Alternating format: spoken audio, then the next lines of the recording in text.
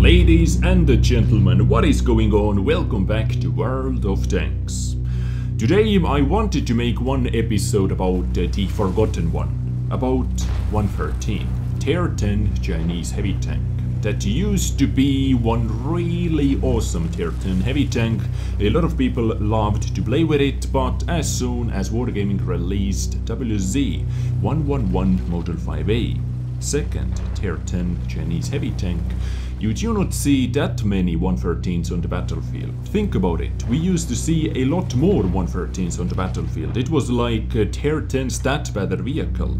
But batch after batch, Wargaming released the new heavy tanks like Super Conqueror, new tank destroyers and so on, and 113 suddenly is the forgotten one.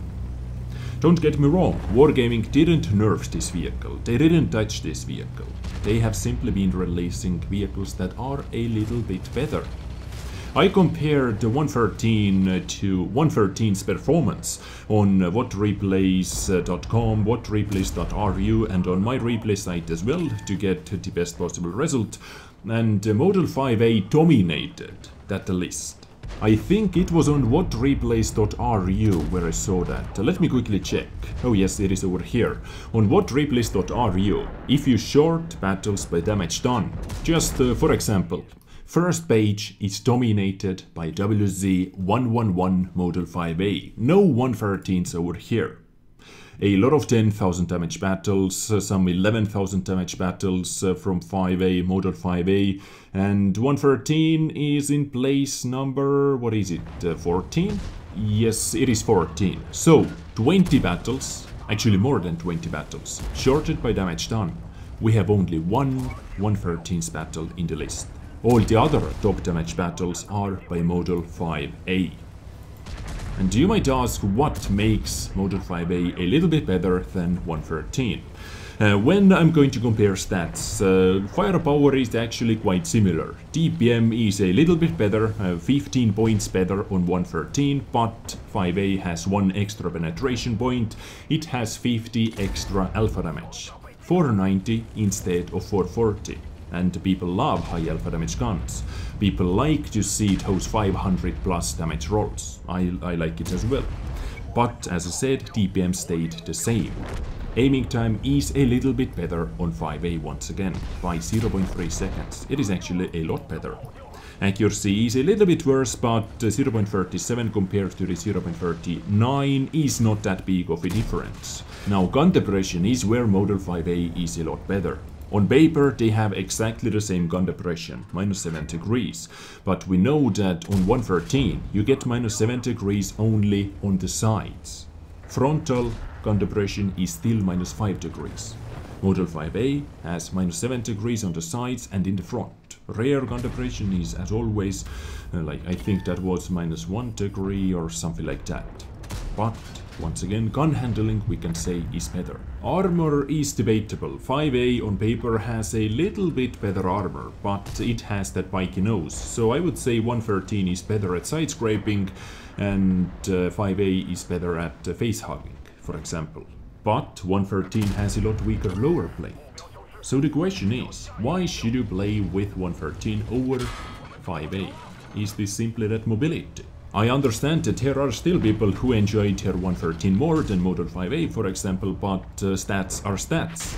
They are written on the paper, and on paper, Model 5A is just a little bit better vehicle, in my opinion at least, than 113. And this is the reason why, one of the reasons, why 113 is the forgotten one.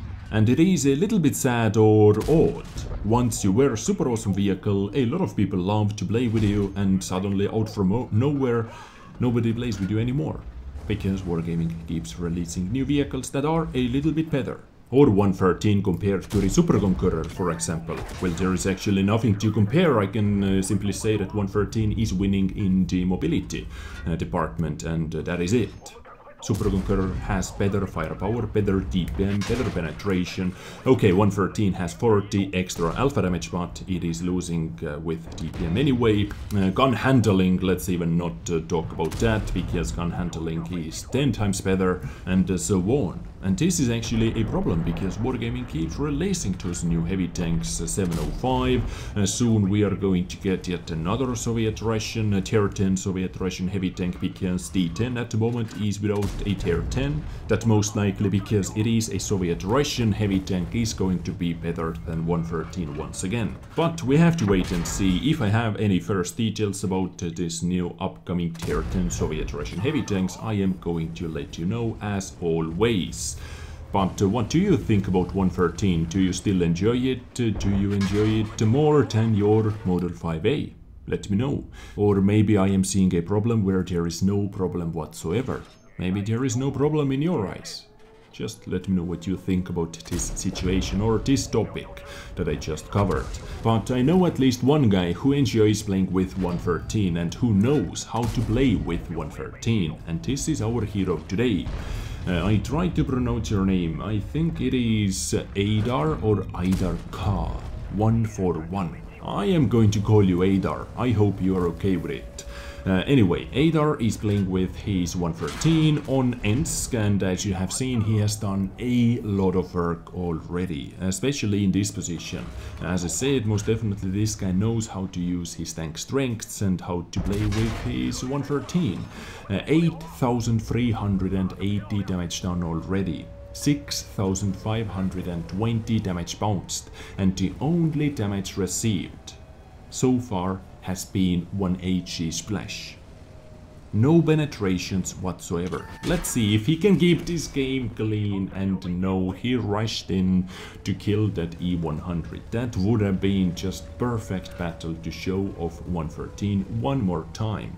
You actually haven't seen 113 on my channel for a very long time, and there are a lot of heavy tanks that you haven't seen on my channel for a very long time, and I actually was thinking about making this week about heavy tanks and also super heavy tanks. For example, you haven't seen Mouse on my channel for a very long time, E100, Type 5 heavy, Type 4 heavy maybe, and some other heavy tanks as well, so stay tuned.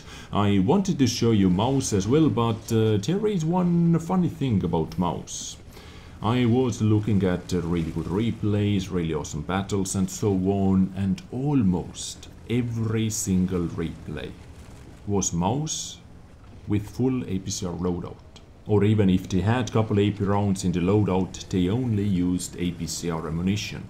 I guess because they are mad that whenever people see Mouse, they automatically click that tube button. And I actually totally understand Mouse players. I do not have Mouse myself, I do not have Type 5 as well actually, I do not have any of those super heavy vehicles. Well, I actually have E100, but you can penetrate E100 frontally with your regular rounds, but Type 5 and Mouse, those are one tough nuts to crack with regular rounds. And in many battles that I looked at, even in those 10,000 damage blocked battles, people were exclusively firing heat and APCR. And I totally understand Mouse players. They are simply done with it.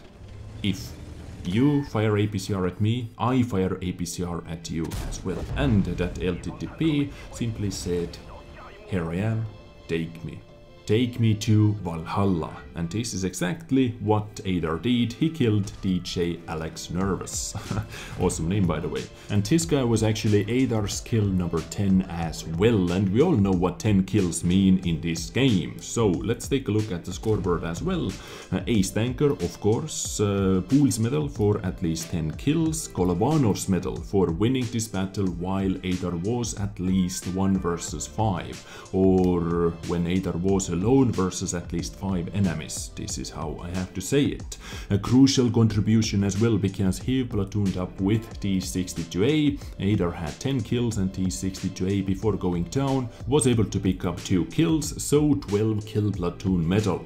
A steel wall, high caliber and top gun on the top of everything else. 8,661 damage done, 10 kills and close to 1.5k raw experience. Not a bad battle.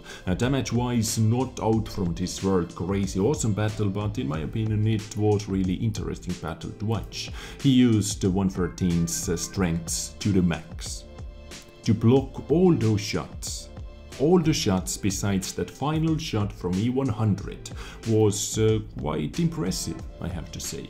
On the enemy side, that same E100 did a lot of work, 5.5 thousand damage done, and in the third place in tier 10 battle is ISM. My previous episode was about ISM. So what else interesting? 6,500 damage bounced in total, 13 vehicles damaged and 10 kills. So only 2 guys didn't meet with Adar's shell. And he made 3,000 credits profit, so hooray! He was carrying a lot of heat rounds, he ran out of AP rounds quite quickly, and he had to use more than just a few heat rounds. Anyway, ladies and gents, this was my today's episode about the Forgotten One 113, and I actually covered a lot of different topics. Cold ammunition, well, this topic actually needs different or one dedicated episode. Maybe I am going to do something like that, but it is super, like, I don't know. And 113, Forgotten Tank, new heavy tanks and so on. Let me know what you think about all those topics yourself. I thank you for tuning in, I hope you enjoyed, stay awesome, take care and bye.